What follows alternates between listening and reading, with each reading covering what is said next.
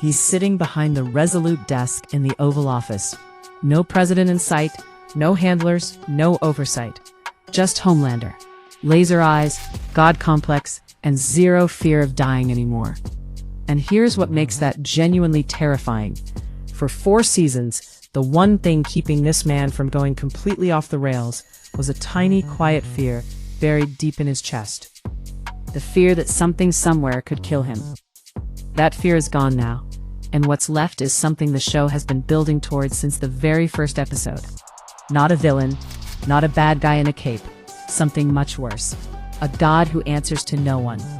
The Boys has always been about one central question: what happens when power has no accountability?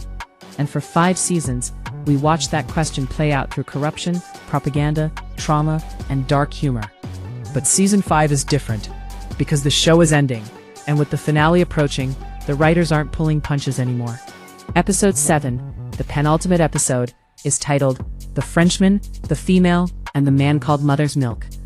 And if that sounds familiar, it's because those are literally the comic book names for Frenchie, Kimiko, and MM. This isn't a coincidence. The show is signaling something. A full circle moment, a collision between who these characters were on the page and who they've become on screen. But that's just the surface. Underneath that, there's a White House coup, a dead plan, a wildcard soldier, and a countdown that feels like it's already hit 0.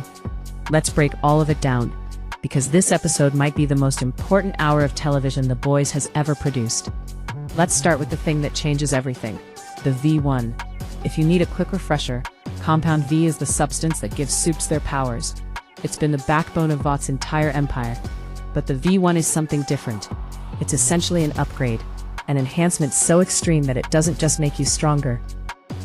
Specifically, immune to the one biological weapon the Boys had been quietly building all season, a virus designed to target and kill soups. Homelander now has the V1 in his system. Think about what that means for a second. The Boys spent God knows how long developing this plant, getting the virus, figuring out how to deploy it, and in one move, Homelander just rendered the entire strategy useless. But here's the part people are sleeping on. It's not the physical immunity that's most dangerous. It's the psychological effect. Before V1, Homelander still had a ceiling, some unconscious limit. He could tell himself he was invincible all he wanted, but somewhere in the back of that deeply fractured mind, there was doubt, the possibility of death, the faintest whisper of mortality. That whisper is silent now. And when someone like Homelander, someone who already views himself as superior to every human on the planet, removes the last thread of vulnerability from his identity, you don't get a more dangerous Homelander. You get a completely unhinged one. In the trailer, we see him standing before a giant diorama of himself, a statue, an idol, and it's connected to something called the Easter celebration, which on the surface sounds like a holiday event. But this is Homelander. Everything is propaganda. Everything is a message. What we're actually looking at is the launch of the Homelander Bible, a literal attempt to replace organized religion with a cult of personality built around himself. He's not pretending to be a hero anymore. He's declaring himself a deity, and he's doing it publicly, deliberately, and with a smile on his face. The Reddit threads on this have been going absolutely insane, by the way. One user pointed out that the statue in the diorama is posed almost identically to the Christ the Redeemer statue in Rio. That's not an accident. That is a very specific visual choice the show is making. Homelander isn't just claiming political power. He's going after something older. He wants to be what people pray to. And with V1 in his veins, and a nation slowly bending its knee, he might actually get there. Now let's talk about the White House. Because the image of Homelander sitting behind the resolute desk is one of the most disturbing shots the show has ever put out. And not in a shocking, gratuitous way, in a quiet, inevitable way. Like watching a slow-motion car crash you saw coming from miles away. All season, President Calhoun has been a puppet, visibly, humiliatingly so. We've watched him fetch drinks, answer questions he wasn't supposed to answer, shrink in Homelander's presence, like a man who knows exactly what happens to people who push back. But in the episode 7 footage, Calhoun is nowhere. No puppet, no president, just Homelander at the desk. The most logical reading of that absence is that Calhoun is dead, or at minimum, removed. which means whatever thin, performative layer of government oversight still existed over Vought and its soups, it's gone. Now here's where the comic book comparison gets interesting. In Garth Ennis's original comics, the final confrontation happens inside the White House. It's a brutal, three-way bloodbath between Butcher, Homelander, and the Black Noir clone, who in the comics is revealed to have been the one committing the atrocities Homelander was accused of all along. It's one of the most disturbing reveals in comic book history.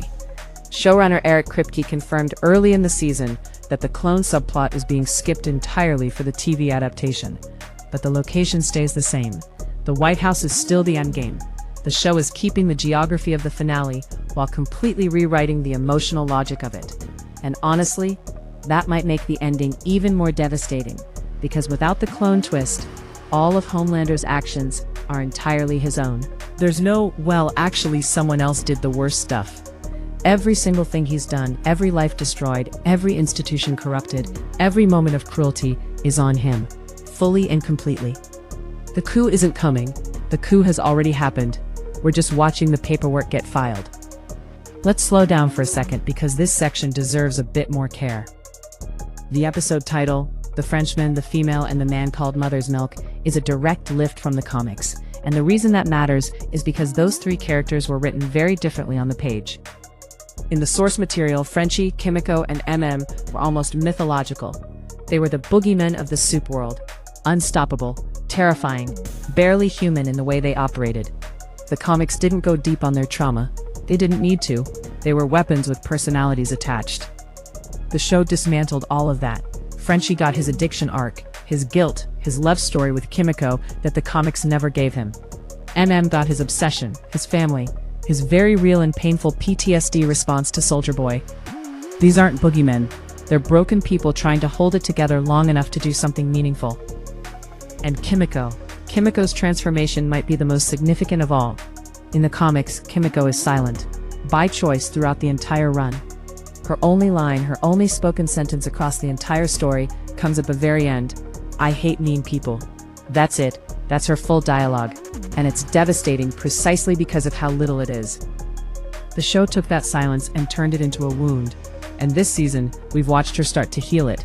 Therapy, language, reclaiming her voice in a literal and symbolic sense.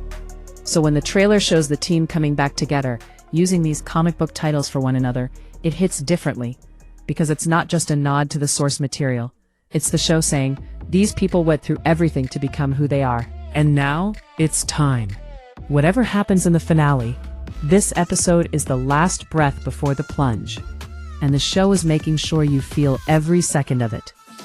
Okay, here's where fan theories get genuinely fascinating. After being largely sidelined for most of Season 5, the Gen V crew is finally folding into the main story.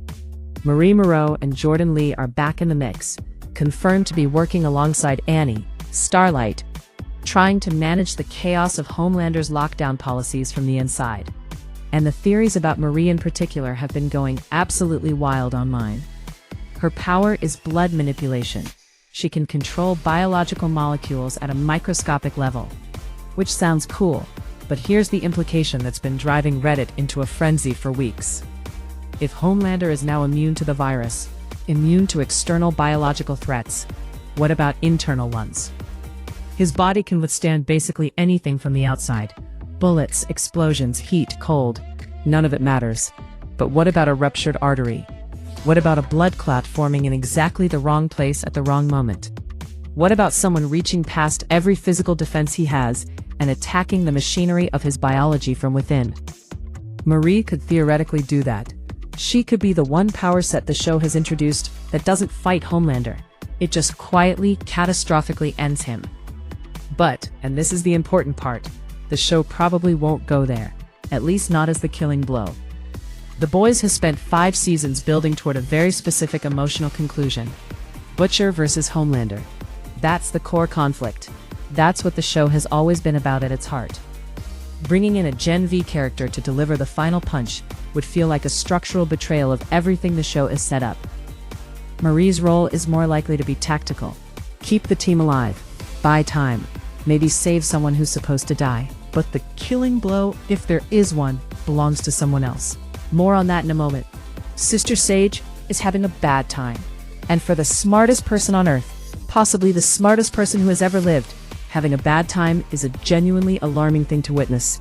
Because her entire identity, her entire value system, is built on being in control of every variable. Seeing 3 moves ahead, accounting for everything. But there's one thing no amount of intelligence can fully model: human emotion. The theory that's gained the most traction in fan communities is that Sage's plan, whatever elaborate multi-layered strategy she built to survive and thrive in Homelander's world, didn't account for the emotional fallout of Soldier Boy's return. Specifically, his fixation on Stormfront. Stormfront is dead, has been since Season 3, but for Soldier Boy, time moves differently. Decades of cryosleep will do that to a person. His emotional world is still stuck in a period where Stormfront was alive, where their twisted relationship was the center of his universe. And that irrationality, that unpredictability is exactly the kind of variable Sage can't control. Here's the thing about Soldier Boy that makes him the wild card above all wild cards. He can strip soups of their powers, permanently. We've seen it, it's not a theory, it's a confirmed, demonstrated ability. And right now, it is the only thing in the entire show's universe capable of neutralizing a V1 enhanced Homelander. You can't virus him, you can't outfight him, you can't outgun him. But Soldier Boy's specific, unique biological ability might be able to reach past all of that and just turn him off. The question is whether Soldier Boy can be trusted to point that ability in the right direction. And with the Vought Rising prequel series confirmed, and actively exploring his past relationship with Stormfront, the writers are clearly not done with this character's complexity. He's not just a blunt instrument anymore. He's a morally fractured human being carrying decades of trauma, nationalism, and misplaced loyalty. Will he step up? Will he find something resembling redemption? Or will he make everything dramatically, catastrophically worse? And now we arrive at the part of the breakdown everyone's been dreading: Billy Butcher. The man whose entire reason for existing within the show's narrative has been to destroy Homelander. Not capture him, not expose him, destroy him. From the very first episode, everything Butcher has done has been filtered through this singular, consuming obsession. And it has cost him everything: his humanity, his relationships, his health. Because Butcher is dying. The Compound V exposure from earlier seasons did real, lasting damage to his body. He's running on borrowed time, and somehow, that makes him more dangerous rather than less, because a man with nothing left to lose, and a target he's been chasing for years, is not a man who's going to make careful, measured decisions. The gathering in the trailer, the team together, in what looks like a final briefing, has the weight of a last meal about it. These people have been through war together. They've lost people. They've broken and rebuilt, and broken again. And now the show is pulling them back to their origin, their comic book names, their original purpose. Thematically, nearly everything the show has built points toward Butcher making the final sacrifice. Not because it's tidy, not because the show loves clean endings, but because Butcher's arc has never really been about survival. It's been about meaning. Whether his rage and his grief and his ruthlessness can be redirected into something that actually matters. The comics end with Butcher killing Homelander and then being killed himself by the system he spent his whole life fighting. It's a brutal, uncompromising, deeply sad ending. The TV show will almost certainly modify the mechanics, but the emotional DNA of that ending feels locked in. One of them walks into the White House. Neither of them walks out. And here's the thing that elevates it beyond just a good finale beat. Homelander without fear is the most terrifying version of the character. But Butcher without fear is something else entirely. Because Butcher's fearlessness doesn't come from invincibility. It comes from acceptance. He's already made peace with the end. Homelander hasn't. And that asymmetry, that difference in how two people can both be unafraid of death, might be exactly what determines which one of them gets the last moment. The Boys started as a show about corporate corruption and unchecked power, about what happens when the people meant to protect us are the ones we need protection from. But it's ending as something more personal than that. It's ending as a story about what people choose to be when all the options are bad, when the plan fails, when the system is beyond saving, when the only thing left is the decision you make in the final room with the people you love, knowing full well how it's going to go. Frenchie, Kimiko, MM, Annie, Marie, Soldier Boy, Sage, and Butcher at the end of everything, walking toward the thing he's always been walking toward. The question isn't whether this ends badly. The question is whether it ends with meaning. And honestly, after 5 seasons of this show, I think it's earned the right to destroy us one last time. Drop your theories in the comments. Who makes it out? Who doesn't? Is Sage still playing everyone? Will Soldier Boy be the key, or the reason everything falls apart? Let's talk about it, because this one's going to be a conversation for a long time after the credits roll.